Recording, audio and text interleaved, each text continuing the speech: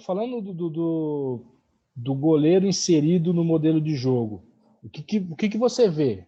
Como que o goleiro está inserido hoje no modelo de jogo para você, assim?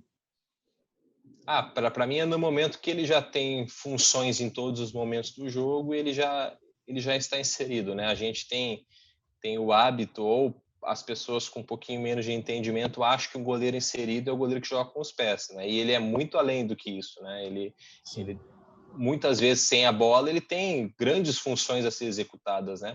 Seja Compactação. a comunicação muitas vezes é uma grande função, né? Que ele vai estar sendo um cara proativo, ele vai estar tentando antever alguns problemas que podem vir a ocorrer, e na comunicação, ajustando um posicionamento de algum companheiro, ele já consegue evitar. Então, é uma função, né? A comunicação. A questão de proteção de zona das coberturas já é uma questão que eu vejo também da inserção do goleiro.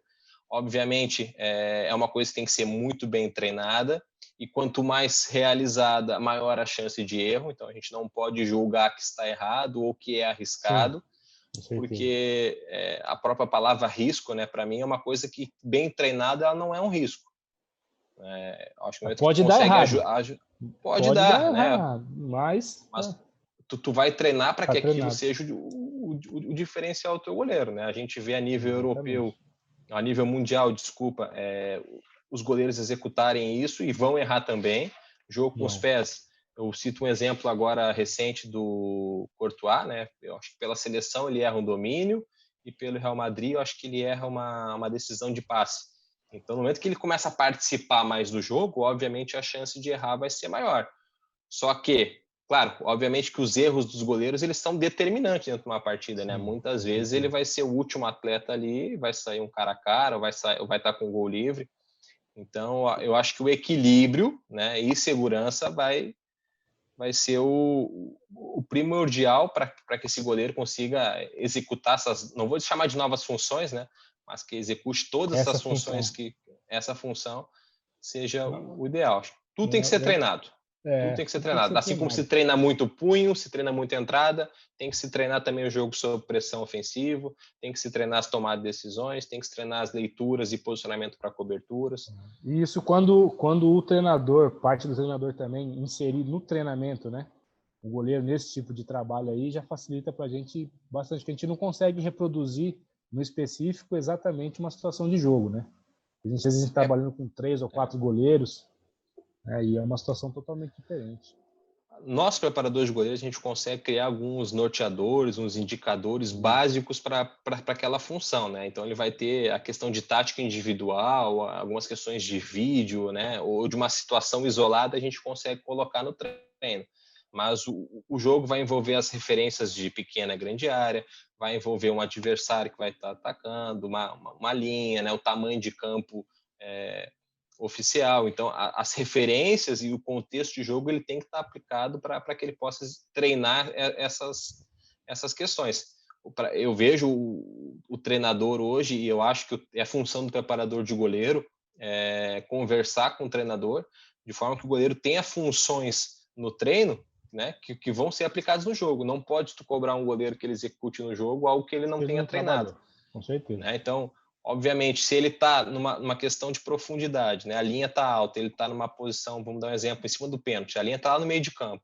Obviamente que um passe um pouco mais longo, ele vai estar mais distante da bola, então ele vai preferir temporizar e proteger a meta, que é aquilo que ele domina. Domina, exatamente. No momento que der referências da onde ele vai estar posicionado, se a bola está coberta ou descoberta, né? Se a bola está sendo pressionada ou não, são alguns indicadores que a gente coloca na semana. E tudo é comportamento, né, Rodrigo? Eu acho que o comportamento não adianta tu treinar uma, duas vezes. Só tem que repetir até aquilo se tornar um hábito. Exatamente. Quanto mais a gente repete, mais a excelência a gente se aproxima, né? A gente com certeza, dificilmente vai chegar numa coisa excelente, de excelência, mas a gente consegue se aproximar, mas a gente tem que trabalhar, né? A repetição que vai fazer a gente... Eu tenho uma visão dessa fala do goleiro inserido no modelo de jogo, que é bem compartilhada com o Arthur, que eu trabalhava com o treinador no Sub-17 do Palmeiras. Na verdade, o goleiro sempre esteve inserido no modelo no jogo, né? Mas ele simplesmente está ganhando mais espaço pelo trabalho que a gente está fazendo aqui também, entendeu?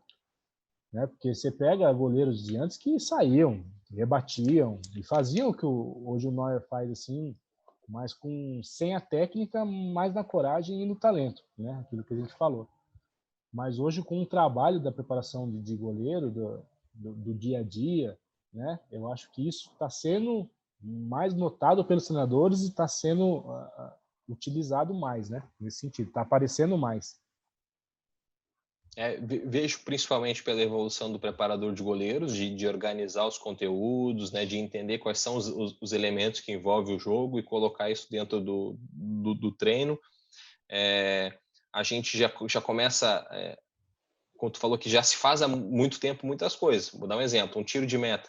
Muitas vezes se procurava e colocava a bola em disputa. Hoje a gente já procura mais um passe, uma bola mais rápida, a gente entrega a tempo, né? A gente entrega espaço para o nosso companheiro de modo que ele consiga dar sequência e a equipe se manter com a posse de bola, né? Então, eu acho que começa no treinamento, a gente tenta transferir sempre para o jogo.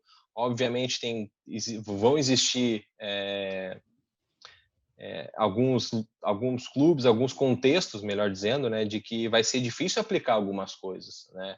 E isso envolve, não adianta eu ser um exímio jogador com os pés, saber jogar sob pressão, se eu não tenho uma linha defensiva que pense da mesma forma, ou que consiga sabe trabalhar, né? E que sabe trabalhar num contexto, nesse tipo de contexto, né? Sozinho o goleiro não vai fazer nada. Não vai. Então ele vai ter que entender, o preparador de goleiro também entender e o treinador também entender quais são as peças que ele tem hoje para executar esse tipo de jogo. Vale a pena esse risco? Não, não vale. Uma situação de uma equipe que está muito tempo sem ganhar, precisa buscar resultados, né, às vezes o empate é um grande resultado, vai ter que pensar bem antes de executar. Como eu falei, são questões que os erros são determinantes, mas que bem treinados a gente consegue fazer grandes construções ofensivas. Eu estava assistindo o jogo do São Paulo e Flamengo e tem uma fala bem famosa do Diniz aí que bastante gente compartilhou, que ele fala que, né, joga, se errar, F, né? É isso. Porque ele realmente ele acredita muito naquele método dele ali. E foi engraçado que durante a transmissão, um dos comentaristas, acho que o São Paulo conseguiu umas 3, 4 vezes sair da pressão contra o Flamengo. Acho que na quinta, não me lembro, que o Volpi erra uma decisão e até acaba não saindo gol e nem um lance de perigo. Mas aí ele fala, viu como não vale a pena, como é arriscado. Pô, cara, ele não muito ele falou do tanto que se ganhou nas outras 3, né? Nas outras 4 oportunidades. Então, culturalmente se vende esse risco muito maior do que se produz. Exatamente. Então, por isso que muitos treinadores têm dificuldade de inserir esse tipo de trabalho, né? Porque se você é um processo de formiguinha, na verdade, você vai construindo, não é uma coisa que o Brasil tem como cultura, está se adquirindo como cultura do futebol, né? E algumas pessoas, principalmente algumas ainda que fazem transmissão, torcedores ainda não estão preparados para esse tipo de mudança, né? E essa mudança vai acontecendo no futebol. Eu acho que já aconteceu. Quem está dentro do futebol sabe como as coisas estão funcionando, mas para quem está vendo de fora, só vê o resultado ali no jogo, né? Eu não sei o que tu pensa, assim, mas eu vejo como é um trabalho a longo prazo, sim, né? E talvez a geração de goleiros que melhor possa executar isso aí vai chegar ainda, porque eu acho que a base é onde a gente tem o longo prazo, né? A gente tem uma certeza de uma sequência de trabalho de um ano com o treinador. Existem muito menos trocas de treinador na base do que a nível profissional. Os caras ficam 2 meses, uma média aí 2, 3 meses. O resultado não acontece, troca e já vem uma outra linha de pensamento, vamos dizer assim. Então, a base tu consegue dar sequência se tem uma paciência maior com o erro, né? Tu consegue treinar mais, tem mais tempo para treinar, com exceção desse ano, que o Sub-20, quem está participando do brasileiro, está com um calendário igual de profissional. Treina muito pouco também, mas é um ano atípico, né? A ideia da competição é muito legal, mas eu vejo como um processo de longo prazo. Como tu falou, é de formiguinha, vai se conquistando algumas coisas. Se perguntar para mim o que eu acredito naquilo que é seguro e efetivo. Com certeza. Então se está me criando risco, eu não tenho as condições ideais para fazer, não se vai fazer só porque é bonito, só porque falo que é moderno, não. Né? Se busca fazer com o material humano que você tem, né? Disponível também. Isso.